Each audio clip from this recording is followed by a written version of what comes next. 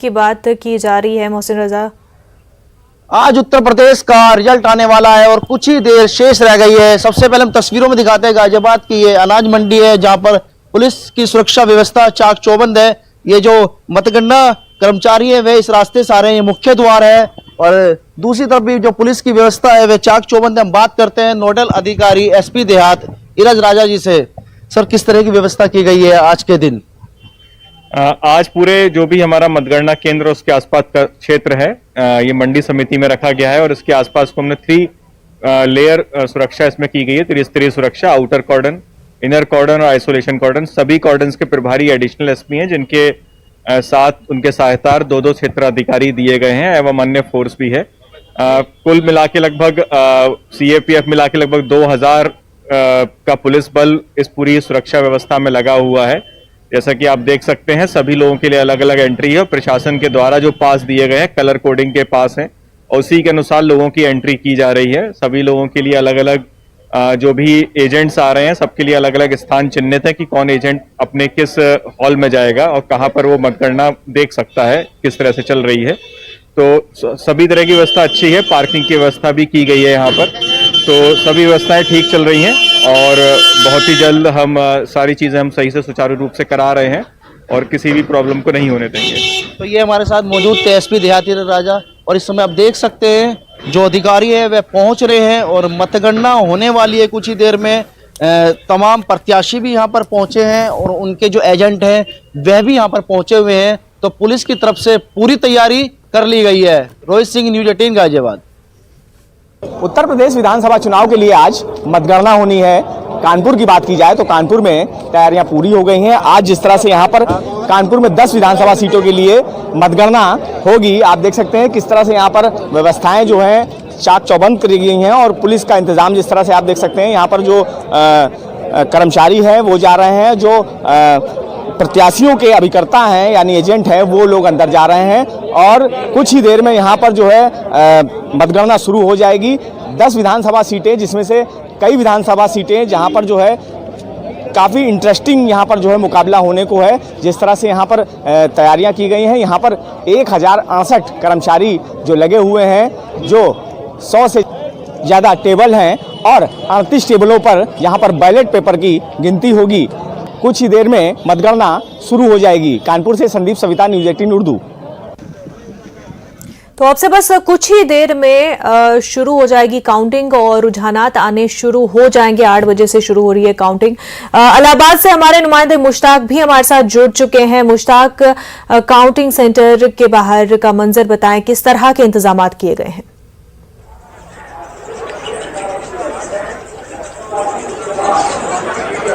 नजर सबसे पहले मैं ये बता दूं कि जो इलाहाबाद का जो काउंटिंग सेंटर है वो मुंडेरा मंडी काउंटिंग सेंटर कहा जाता है और यहाँ पर 12 विधानसभा सीटें हैं।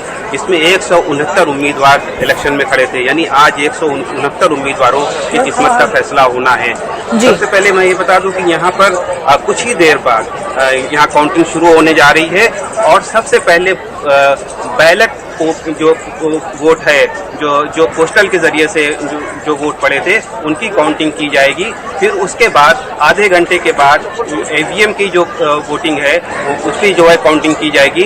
तो इसके लिए जो इंतजामिया ने या इलेक्शन कमीशन ने जो इंतजाम किया है वो ये कि जो पॉलिटिकल पार्टीज के जो एजेंट हैं उनको जो ऑथराइज हैं तो वो उनको मदऊ किया है और साथ ही उन लोगों को जो लोग इलेक्शन में खड़े थे उम्मीदवार, इन लोगों को अंदर जाने की इजाज़त है, बाकी और लोगों को जाने की इजाज़त नहीं है। 12 विधानसभा सीटों की काउंटिंग के लिए 14 डेस्क लगाए गए हैं और मुख्तलिफ राउंड में उन डेस्कों पर वो वोटों की गिनती होगी। और यहाँ पर एक चीज़ और, एक बात बता दें कि सिक्योरिटी के गैर मामूली इंतजाम किए गए हैं। सिक्योरिटी की 3 लेयर बनाई गई है। पहले सिक्योरिटी की जो पहली लेयर है वो लोकल पुलिस की है, दूसरी जो लेयर है स्टेट पुलिस की है और मानी जा रही है वो पैरा मिलिट्री फोर्सेस की है। तो यहाँ इंतजाम सिक्योरिटी के पूरी तरह के कर लिए गए हैं और कुछ ही देर बाद यहाँ पर वोटों की गिनती की शुरुआत हो जाएगी और 12 विधानसभा सीटों के लिए जो वोट पड़े हैं 8 बजे से शुरू हो जाएगी। पहले पोस्टल बैलेट की गिनती होगी, फिर उसके बाद ईवीएम मशीनों की गिनती की जाएगी। जी बिल्कुल मुश्ताक, और अब से कुछ देर में ही रुझानात आने भी शुरू हो जाएंगे, तस्वीर धीरे धीरे साफ होगी। लेकिन ये बता दें कि क्या लग रहा है कि इलाहाबाद में कौन से कैंडिडेट जो है जो स्ट्रांग पोजीशन में लग रहे हैं, किनके बीच जो है खास तौर पर टक्कर देखने को मिली?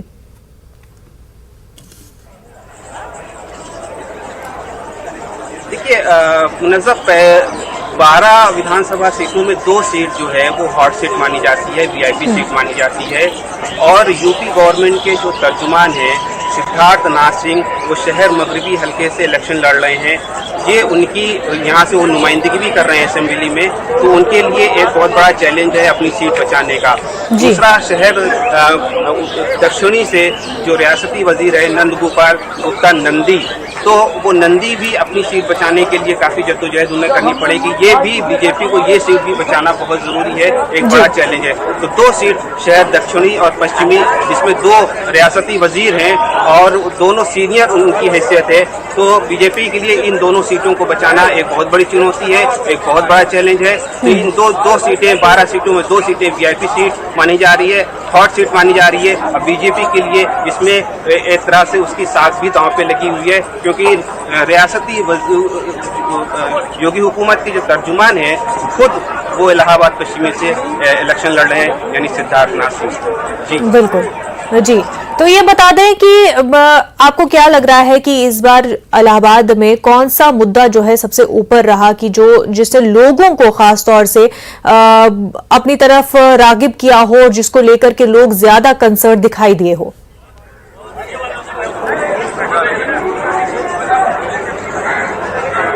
तो देखिए, इलाहाबाद में मुद्दे जो रहे हैं मुख्तलिफ सियासी पार्टियों के मुख्तलिफ रहे हैं।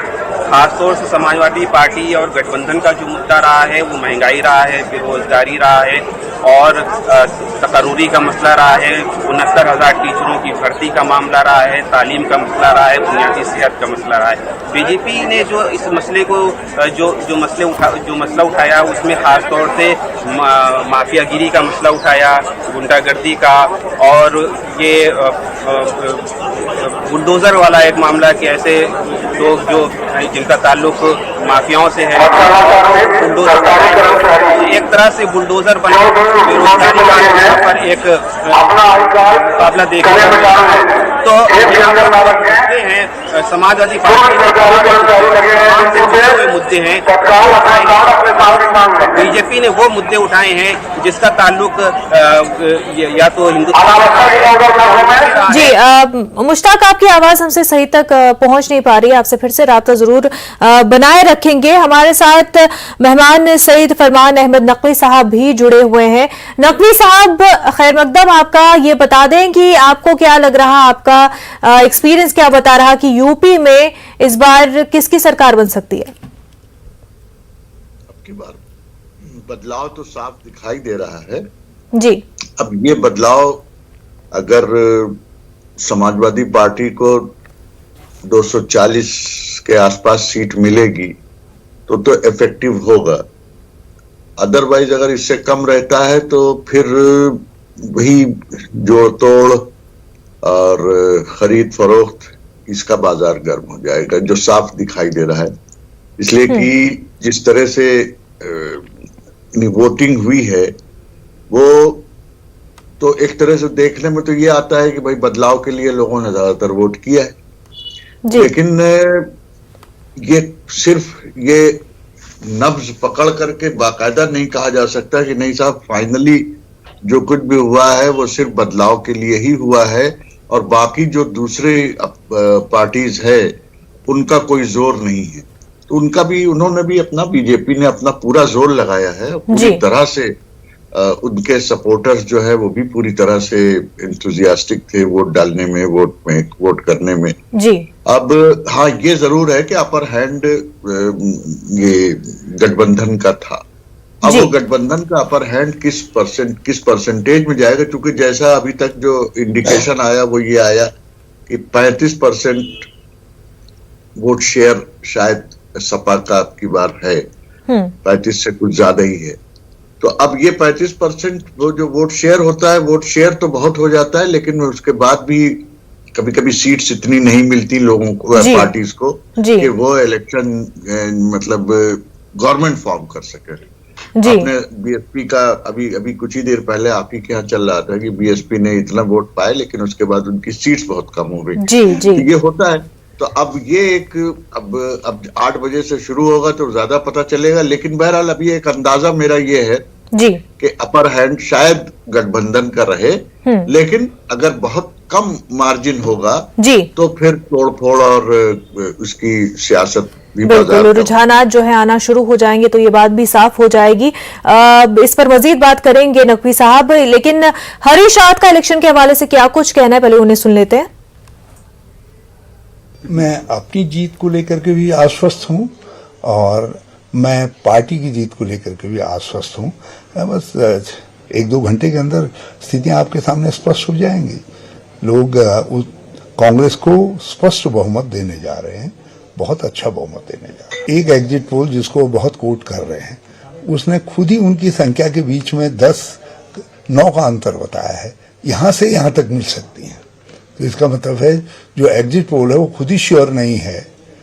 70 की विधानसभा में आप 9 सीटों का अंतर बता रहे हो कि यहां से यहां तक कुछ भी मिल सकता है इस पार्टी को। तो इसलिए उस एग्जिट पोल की विश्वसनीयता अपने आप ही में, बाकी और सब ने जो है कांटे की टक्कर बताई। कुछ ने कांग्रेस को 40 से ऊपर सीटें दी हैं और मेरा अपना मानना है कि कांग्रेस बहुत अच्छी संख्या में ला रही है। एक बार मैंने 48 की बात कही थी, कभी जो है उसी के आसपास